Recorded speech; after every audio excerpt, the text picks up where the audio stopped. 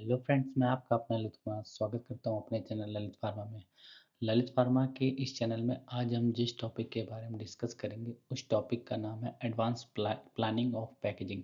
दोस्तों, क्या होता है कि हम जब पैकेजिंग में काम करते हैं तो उसमें हमको दो चीज़ का इम्पोर्टेंट ध्यान देना पड़ता है, तभी हम पैकिंग में आगे बढ़ सकते हैं। पहला काम ये होता है कि हमारी मैन पावर हैंडलिंग मस्त होनी चाहिए, मतलब ऐसी होनी चाहिए कि आप लोगों को मोह ले, मतलब आप जो बोले वो तुरंत लोग काम कर लें।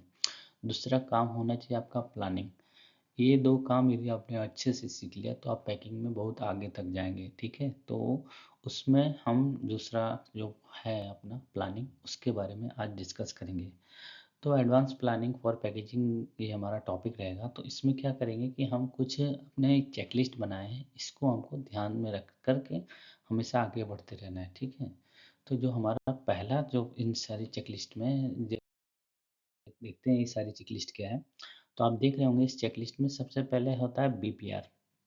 बीपीआर, दूसरे नंबर पे मैंने रखा है बीएमआर, तीसरे नंबर पे रखा है एसएफजी, चौथे नंबर पे पीओ, फिर पैकिंग मटेरियल, फिर स्टीरियो, फिर चेंज पार्ट, क्लीनिंग और लॉगबुक और फॉर्मेट। तो ये सारे चेक पॉइंट्स होते हैं, तो इसको हम आगे डिस्कस करते हैं। ठीक है, तो सबसे पहले डिस्कस करते हैं बैच पैकिंग रिकॉर्ड। देखो दोस्तों, बात ये होता है कि जो हम काम कर रहे हैं उसका क्या होता है कि एक जगह डाटा लिखा जाता है। तो जो हमारी पैकिंग का प्रोसेस हो रहा है वो सारा एक फॉर्मेट पे एक फाइल में लिखा जाता है, जिसको पैकिंग रिकॉर्ड बोलते हैं। बैच चालू करने से पहले ये batch packing record QA person issue करता है। ठीक है, तो उस समय हमको क्या करना है, इसकी इंश्योरिटी करना है कि वो बैच पैकिंग रिकॉर्ड प्रिंट हुआ है कि नहीं हुआ है। यदि प्रिंट होता है तो जो रिसीव करने जाता है बंदा वो सारे नंबर ऑफ पेजेस चेक करता है कि सारे पेजेस ओके हैं, एलिजिबल है। ऐसा तो नहीं कि कोई प्रिंट आउट करते समय कोई पेज वैसा ब्लैंक छप गया। और प्लस उसमें जो डिटेल में है प्रोडक्ट कोड के हिसाब से, उस कोड के हिसाब से वो बैच पैकिंग रिकॉर्ड प्रिंट हुआ है कि नहीं हुआ है। तो इसलिए बैच पैकिंग रिकॉर्ड की इंश्योरिटी कर लेना पड़ता है कि हाँ बैच पैकिंग रिकॉर्ड प्रिंट हुआ है कि नहीं हुआ है।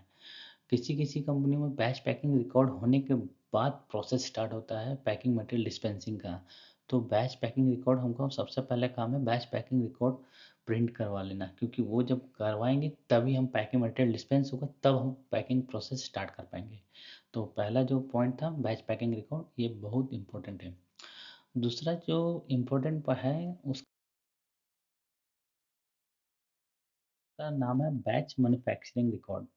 बैच मैन्युफैक्चरिंग रिकॉर्ड में क्या होता है कि जो हम चीज़ पैक करने वाले हैं, मान लीजिए हम टैबलेट पैक करने वाले हैं, कैप्सूल पैक करने वाले हैं, उसमें जो प्रोसेस है, मान लीजिए कि सारे प्रोसेस ग्रेनुलेशन, कंप्रेशन, ब्लेंडिंग और अपना किसी किसी में कोटिंग होता है, किसी किसी में इंस्पेक्शन होता है, वो सारा प्रोसेस कंप्लीट कर लिया है और सारा चीज़ में कोई डेविएशन नहीं है, सारा चीज़ ओके है। यदि डेविएशन है तो डेविएशन कंप्लाइज हो गया है, तब जा कर के पैकिंग को मिला है।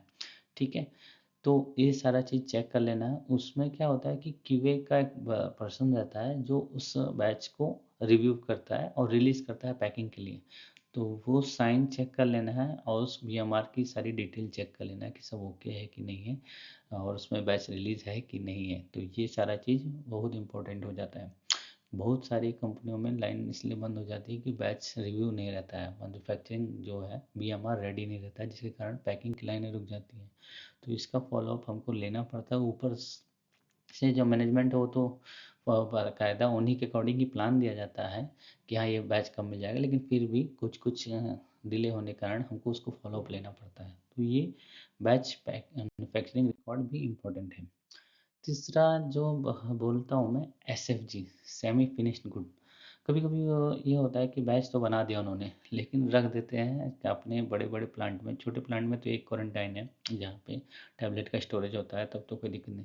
तीन तीन चार चार क्वारंटाइन होता है तो उसको खोजने में टाइम गायब हो जाता है। तो हमको पता कर लेना चाहिए कि वो कौन से क्वारंटाइन में है।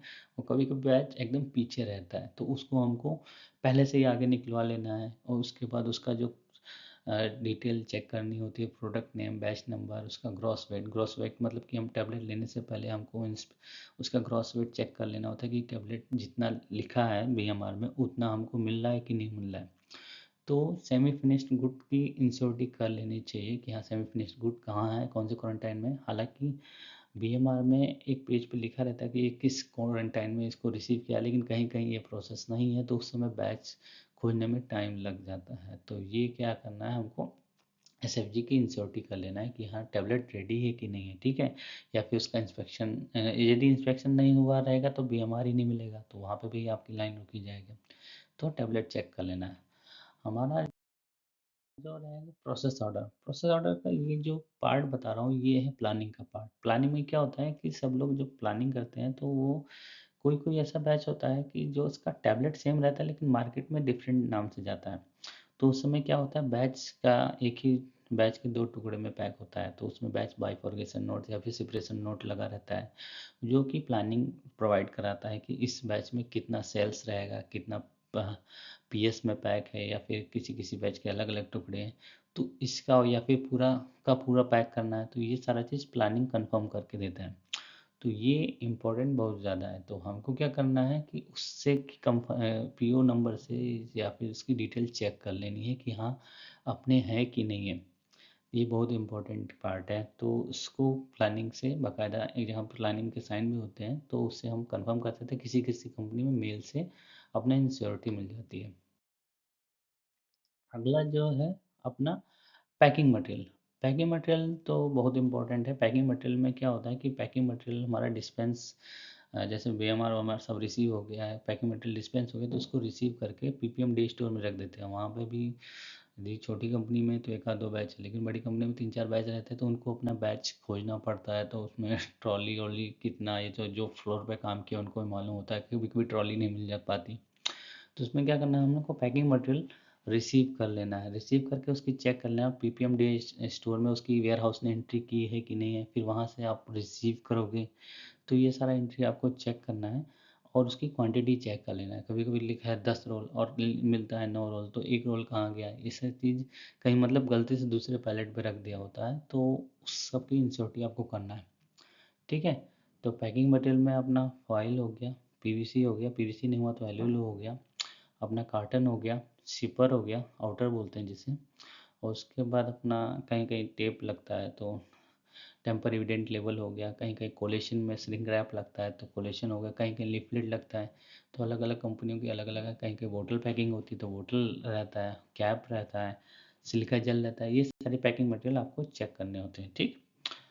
अब ना, अब जो है स्टीरियो या फिर एम्बोसिंग, अपने बहुत सारे ऐसे मटेरियल हैं, जैसे कि यदि आप डोमेस्टिक में काम करेंगे तो वहाँ पे अभी भी स्टीरियो लगते हैं। तो स्टीरियो का इम्पोर्टेंट ये आ जाता है कि हमको स्टीरियो पहले से मंगाने होते हैं, क्योंकि उसी दिन स्टीरियो बनता नहीं है।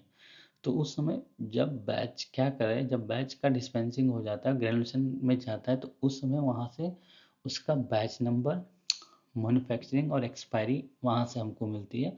और प्राइस लिस्ट से हम करके हम स्टीरियो का ऑर्डर करते हैं।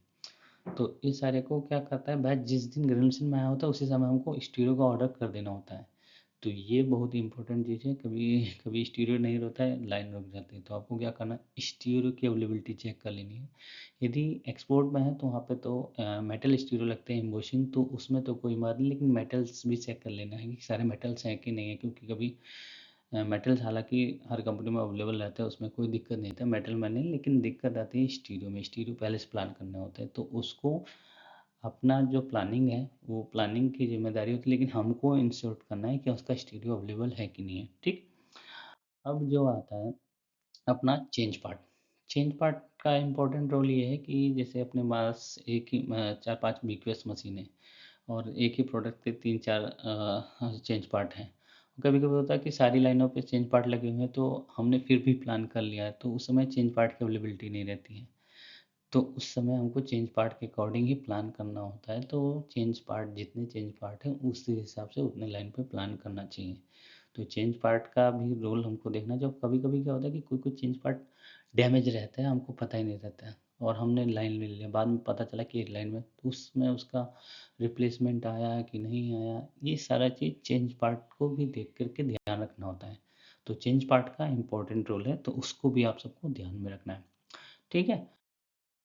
और क्लीनिंग, क्लीनिंग का एक इम्पोर्टेंट रोल ये है कि क्लीनिंग यदि आप है आपको, तो आपने देखा होगा फार्मा फील्ड में दो टाइप की क्लीनिंग होती है, ए टाइप क्लीनिंग और बी टाइप की क्लीनिंग। बी टाइप में प्रोडक्ट जब चेंज होता है तो उसमें बी टाइप का क्लीनिंग होता है। प्लस प्लस कुछ ऐसा क्लीनिंग होता है कि DEST dirty equipment whole time study करने के बाद वो करते हैं कि हाँ हमारा क्लीनिंग 5 दिन के लिए वैलिड है, बी टाइप का क्लीनिंग 5 दिन के लिए वैलिड है, कहीं कहीं 30 दिन के लिए वैलिड है। तो उस केस में यदि हमारा क्लीनिंग आ रहा है तो उसकी क्लीनिंग की वैलिड ड्यू डेट हमको चेक करनी होती है। यदि ड्यू डेट एक्सपायर हो गया तो हमको उसका रीक्लीनिंग करनी पड़ सकती है, तो उसको हमको बाकायदा चेक करना पड़ेगा। अपना जो आखिरी का पॉइंट है वो है लॉगबुक और फॉर्मेट। लॉगबुक में क्या है कि हमारा जो लॉगबुक है वो देखिए प्रॉपर भरी हुई है, प्रीवियस में सारे साइन प्रीवियस में सारे लोग ओके है, लॉगबुक वेरीफाइड है, कोई पेज सारे अवेलेबल हैं, कोई फॉर्मेट है वो जो ख़त्म हो गया, सारे चेकलिस्ट अवेलेबल है। ये सारा चीज़ हमको चेक करना पड़ता है, ठीक है। तो इसकी अवेलेबिलिटी भी होती है, कहीं कहीं ये होता है कि लाइन क्लियरेंस का वर्जन चेंज हो जाता है तो अलग अलग से फॉर्मेट इशू कराने पड़ते हैं, तो उसमें बहुत टाइम हो जाता है। यदि लास्ट में लॉगबुक ख़त्म हो गई तो इशुएंस वाला बंदा सुबह रहता है तो उसमें आगे की एंट्री कहाँ गए, तो उसकी वजह से भी लाइन बंद हो जाती है। तो ये सारी चीज़ की इंश्योरिटी आपको करनी होती है। मेरे वीडियो में अभी तक आज के टॉपिक में इतना ही ख़त्म किया हूँ। आप क्या कीजिए, मेरे चैनल को सब्सक्राइब कीजिए और मिलते हैं आपको नेक्स्ट वीडियो में। Thank you.